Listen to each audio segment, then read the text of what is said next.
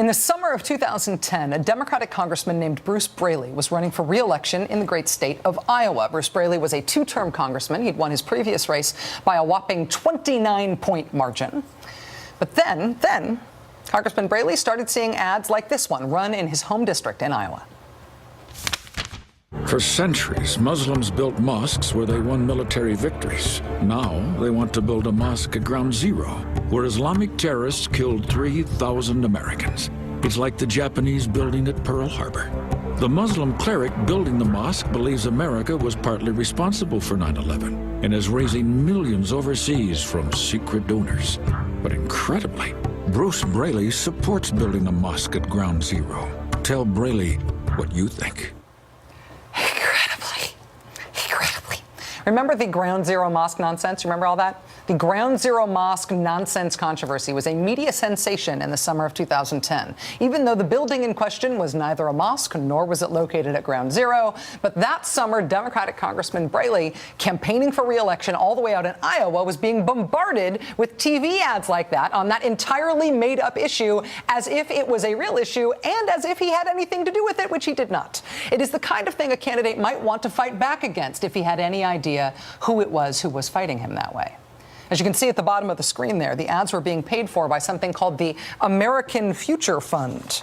And this group, the American Future Fund, didn't just run the Ground Zero mosque ad against Bruce Braley. They ran all sorts of ads against him. TV ads, radio ads, robocalls, good old-fashioned mailers, everything.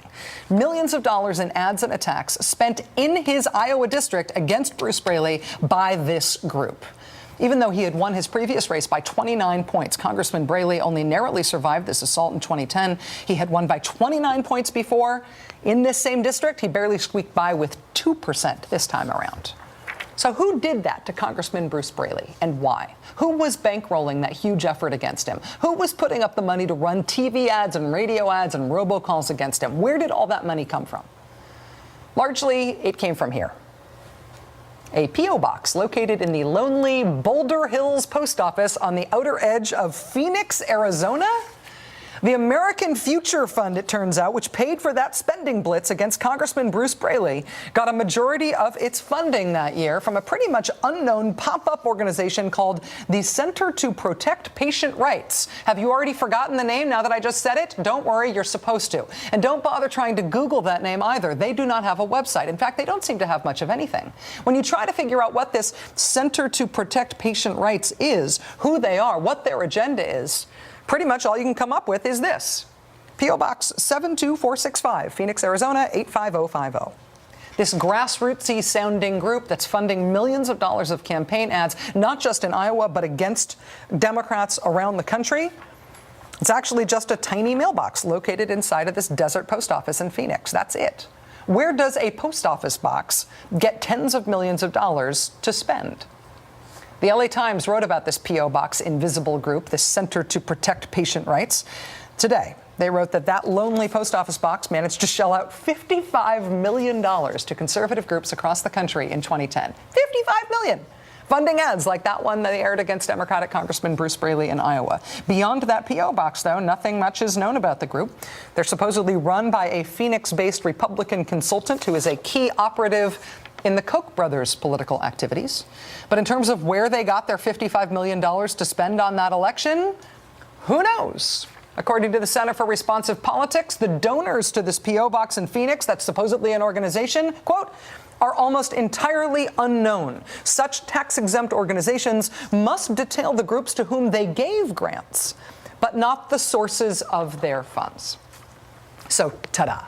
All voters get to know about whoever's trying to proverbially kill Congressman Bruce Braley with millions of dollars in false ads and mailers in Iowa is that they're housed here in Arizona at a nice little post office. Where's the money from? Who's going after him? Who do we blame for the ads being false? Talk to the P.O. box, America. That's all you're getting.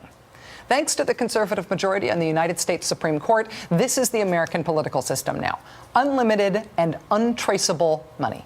You are not a candidate running against some other candidate. You're a candidate running against a void that you cannot name, that you cannot fight back against because you can't name it, that you probably cannot keep up with dollar for dollar. It's not the age-old problem of running against somebody who's got deep pockets. That's an old problem. Our new problem is where you don't know how deep those pockets are you're running against. You don't even know whose pockets they are. If you like the way that that's already been working in these first couple of years after Citizens United, you're going to love how it plays out for the rest of this year. Today, Politico.com reports that groups on the Republican side plan to spend a billion dollars, that's billion with a B, to defeat President Obama this fall. And that is not including what the Romney campaign will spend.